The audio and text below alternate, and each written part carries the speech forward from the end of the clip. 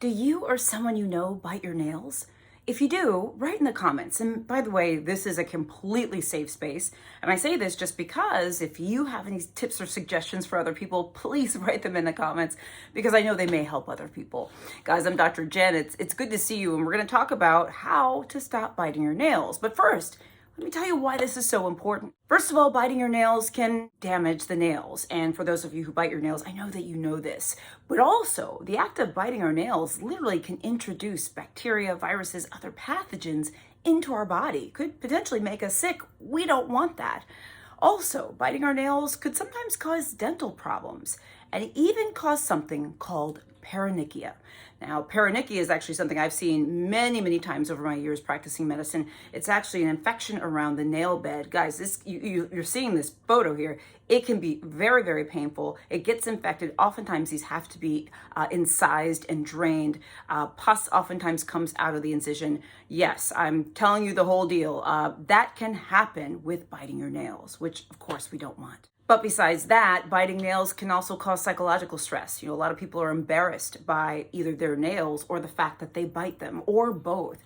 So it can cause a lot of different stress. And so let's jump into how to stop biting your nails. Now, by the way, these tips are from the American Academy of Dermatology. I thought they had some excellent tips summed up very nicely. So let's go through those. Number one is to keep your nails trimmed, okay? If you keep your nails trimmed short, having less nail provides you less nail to bite. It's less tempting. Also, if you keep your nails sort of clean, like if there's no hang nails, no hanging things, right, you may be less likely to bite your nails. Something else you can get that has worked for many of my patients is you can buy over the counter like a bitter tasting nail polish. It's specifically made for this purpose, a nail polish that's bitter tasting that you can put on your nails to avoid biting your nails, because when you do, you'll have an sort of an awful tasting taste that will discourage many people from biting their nails. So you can give that a try. There are many different brands over the counter, many local drugstores, etc. have them. Another suggestion is keeping a manicure. There are some people that when they have their nails done, they've paid money, gotten a manicure, their nails look nice,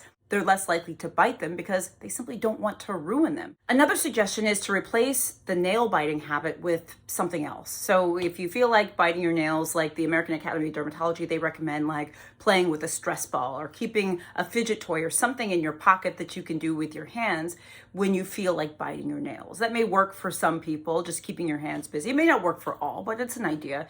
And then the other thing too is some people will actually use gloves. They will actually put something on their hands to keep them from biting their nails, or they will cover their nails with tape or band-aids or things like that to keep from biting their nails. And those barriers can be very helpful for people.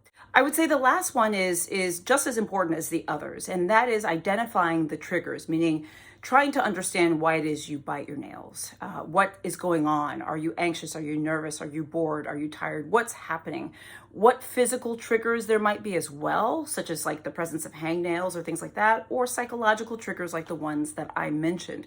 Now, for many people, they start biting their nails in childhood, and sometimes it can be really tough to stop. And to be honest with you, I think this can actually be a psychological issue as much as a physical one.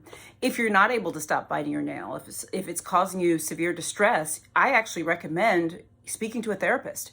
Talking to a therapist, a licensed professional, can help you perhaps understand more the impetus behind biting your nails and that habit, and hopefully help you through this.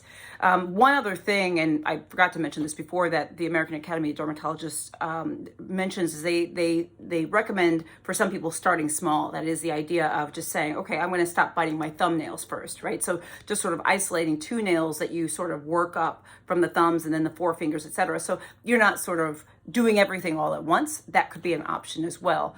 But just to go back to the psychological triggers and things like that, you know, look, don't hesitate to seek out help for your nail biting if you're not able to do this, if it's causing distress in your life, because oftentimes there is a little bit more to it than maybe what you may realize. Guys, write in the comments if you bite your nails, if you quit biting your nails, how you were able to do that. I think it would help a lot of people. I'm Dr. Jen Caudle, practicing family physician, on-air health expert and video creator. I do daily videos and everything.